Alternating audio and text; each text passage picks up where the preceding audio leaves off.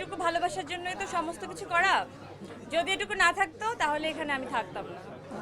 তো আমার মনে হয় এটা আমি যতদিন বেঁচে আছি এটা মলিন হবে না। এই ভালোবাসাটুকু আসলে আমি ধরে রাখতে চাই ইনশাআল্লাহ।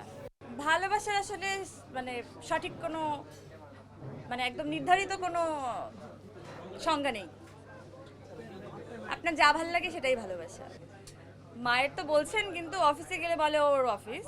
সো হ্যাঁ, ওর অফিসের ছোট কর্মচারী আমি আর কি, এটা আমার ফিল হয়। যাই হোক, তো এটা আসলে পরিপূর্ণ একটা বিষয় আমার জন্য, কারণ আমার মেয়েও সেখানে দেখলাম যে সবাই খুব ভালোভাবে ওকে গ্রহণ করেছে এবং ও যে পুতুলের মতো করে রিয়াকশনটা দিচ্ছে প্রত্যেকটা ছবিতে, সুন্দর করে হাসে, সুন্দর করে মেকআপটা ধরে এরকম করে তুলি। আমি যখন প্রথম ছবিটা আসলে সবার সামনে পাবলিশড হয়, ওইটা আমি বাধাই করে রেখেছি। আমার অফিসে নিশ্চয়ই আপনারা কোনো না কোনো একদিন যাবেন, খুব রিসেন্টলি যাবেন আশা করি, কারণ 14ই ফেব্রুয়ারি কিন্তু বডির 1 বছর হচ্ছে।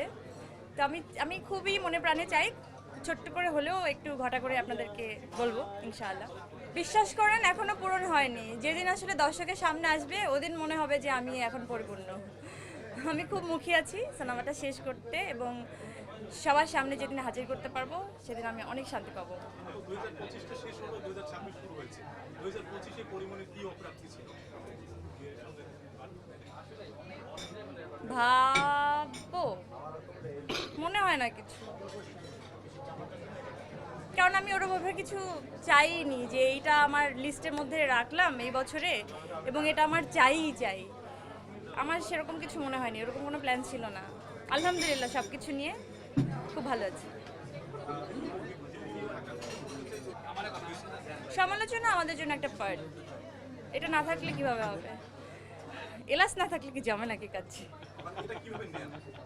লাইফটাও এরকম, দু একটা এলাচ না থাকলে তো আপনি ব্রেক খাবেন না, তো জিরাতে হবে।